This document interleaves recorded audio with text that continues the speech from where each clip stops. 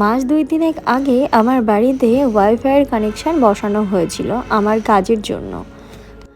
আর ওয়াইফাইতে তো সারাদিন মানে আনলিমিটেড মানে ডেটা থাকে, যেটা আমাদের ফোনে থাকে না। আগে যখন আমার ফোনে 5G ডেটা দিত, তখন তো সারাদিনই ফ্রি থাকতো, কিন্তু এখন যেহেতু সেই ফ্রিটা আর দেয় না, সেই জন্যই আর কি বাড়িতে ওয়াইফাইয়ের কানেকশান বসানো হয়েছে। তো একটা ওয়াইফাইয়ের কানেকশান দিয়ে আমার বাড়িতে টিভি, দুটো ঘরে টিভি, তারপরে ফোন, সমস্ত কিছুই চলে। যথারীতিভাবে আমি ফোনে তেমনভাবে রিচার্জটাও করি না। মাকে বলে রাখি বা বাড়ির সবাইকে বলে রাখি যে তোমরা একটু সারাদিন নেটটা অন করে রেখে দিও, আমার যদি কোনো দরকার পড়ে আমি তাহলে হোয়াটসঅ্যাপে কল করে নেব। যথারীতিভাবে তারাও তাই করে, সেই জন্য আমাকে সেইভাবে ফোনে কোনো ব্যালেন্স কখনো ভরতে হয় না ওয়াইফাইয়ের কানেকশানটা বসানোর পরে। আর সাধারণত যেহেতু সারাদিনে প্রচুর নেট আমার এমনিতেই থেকে যায়, কারণ টিভি তো আমার তেমন চালানো হয় না। ওই বাবান যখন দেখবে ঠিক সেই মুহূর্তটুকুই আমাকে টিভিটা চালানো হয়। আর ফোনে ভিডিও আপলোড, ছবি আপলোড এই করতে আর কতই বা নেট লাগে বলো? সারাদিন তো নেটটা ফ্রি থাকে। তো যাই হোক, পাশের ঘরের একজন দিদি বলতে পারো, সে আমাকে কয়েকদিন আগেই এসে বলেছিল যে আমার আর কি ওয়াইফাইয়ের পাসওয়ার্ডটা দেওয়ার জন্য। যাই হোক, আমি ভাবলাম নেট তো এমনিতেই পড়ে পড়ে থাকে, সেই তো লাস্টে মাসের শেষে সেইটা কোম্পানির কাছেই চলে যায় না।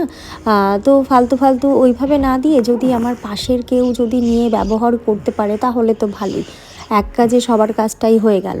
সেই মতে আমি তাকেও আমার ওয়াইফাইয়ের পাসওয়ার্ডটা দিয়েছিলাম। যথারীতিভাবে এইভাবেই বেশ খানিক দিন চলছে, প্রায় ওই মাসখানেক মতন এইভাবেই চলেছে।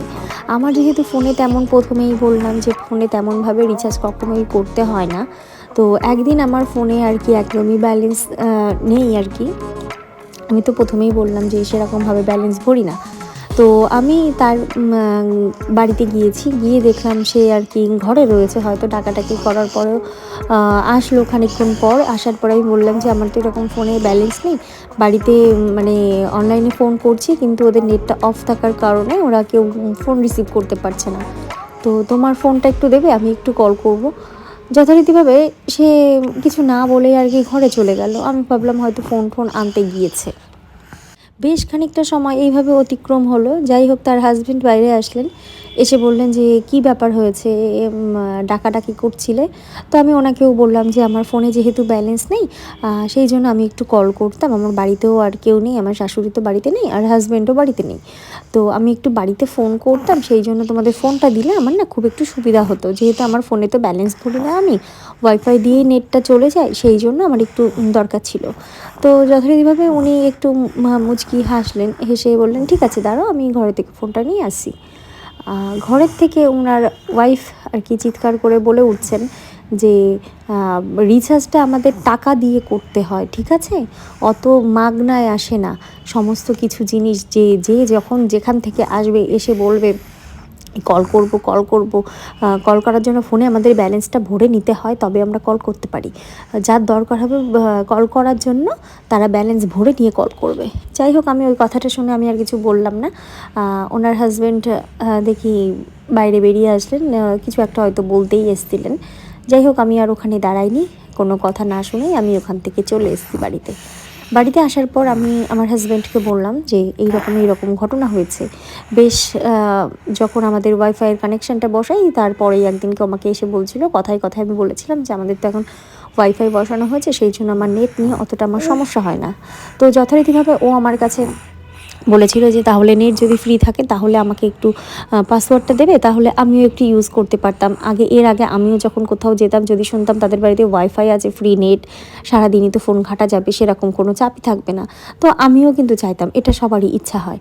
তো রীতিমতন সে আমার কাছে বলেছিল, আর আমিও সাদা মনে তাকে পাসওয়ার্ডটা দিয়ে দিয়েছিলাম। কিন্তু আজকে বুঝলাম, বিপদের সময় আসলে আমরা মানুষকে যতই সাহায্য করি না কেন, আপনি যাকে সাহায্য করবেন বিপদের দিনে, সে কিন্তু আপনাকে কখনোই বিপদের দিনে সাহায্য করবে না। সে আরও বিপদে কি করে আপনাকে সম্মুখীন করতে হয় সেইটাই আপনাকে করবে।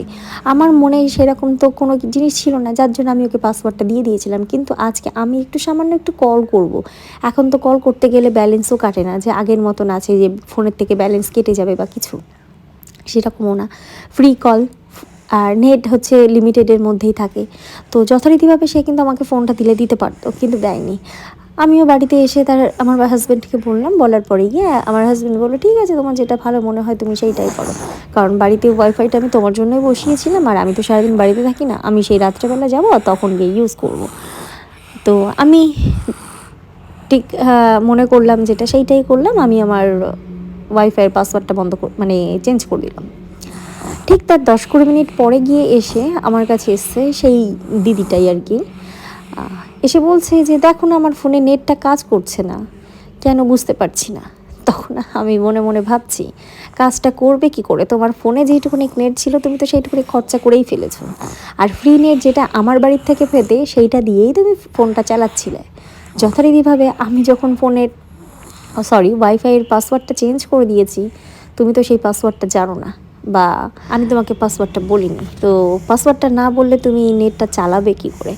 যাই হোক, আমিও একটু মুচকি হেসে দিয়ে বললাম, দিদি ওয়াইফাইয়ের নেটটার টাকা আমি দিই, অতএব আমার নেটটাও কিন্তু ফ্রিতে আসে না, তাই নিজের ফোনে নেট ব্যালেন্স যেইটুকুনি থাকবে সেইটুকুনি দিয়েই ফোনটা চালানোর চেষ্টা করুন। আশা করি আপনি বুঝতে পেরেছেন আমি কি বললাম।